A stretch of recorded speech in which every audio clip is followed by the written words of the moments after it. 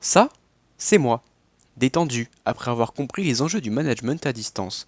Je suis Lucas Beck, j'ai 22 ans, je suis étudiant en Master Management des PME et ESS. Et ça, c'est aussi moi, avant le mémoire. C'est donc le sujet de cette vidéo. Voici comment tout a commencé. Mardi 1er mars, j'intègre General Mills en tant que chef de secteur pour un stage de 6 mois. 2 semaines plus tard, me voilà en toute autonomie. Bien évidemment, mon directeur régional me suit dans ma progression, mais cela à distance. C'est ainsi que je me suis intéressé au management à distance, un sujet qui peut tant concerner les grandes entreprises que, et de plus en plus, les petites et moyennes entreprises. Je commence alors mes recherches sur le sujet. Je me suis demandé quel était l'inverse du management à distance. Est-ce que c'est le présentiel, le physique, la proximité? J'ai ouï dire qu'il était coutume d'étudier la littérature dans un premier temps. J'ai donc essayé d'appeler Monsieur Peter Drucker, grand auteur du management. Sans succès. Pas le choix. J'ai dû chercher des informations sur Internet. Le management à distance, si peu exploité. C'est à se demander si ce terme existe. 911, quelle est votre urgence? En urgence, on est en 2022. Aucun théoricien n'est capable de me dire explicitement, à travers les évolutions et les enjeux du management à distance, comment il pouvait être aussi efficace que le management physique, qui est pratiqué depuis la nuit des temps.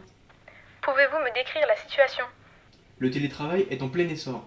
Cela engendre par définition du travail à distance et par extension du management à distance. Ce que je ne comprends pas, c'est que certains métiers sont historiquement autonomes, les managers ne peuvent exercer qu'à distance, vous êtes bien d'accord. Et pourtant, la littérature n'a Dieu que pour les télétravailleurs, et qui plus est, beaucoup plus pour leurs conditions et d'autres aspects généraux que pour leurs managers. J'ai besoin d'aide. Nous intervenons sur le champ. Fort heureusement, à l'image du manager, la littérature n'est pas totalement dénuée d'informations.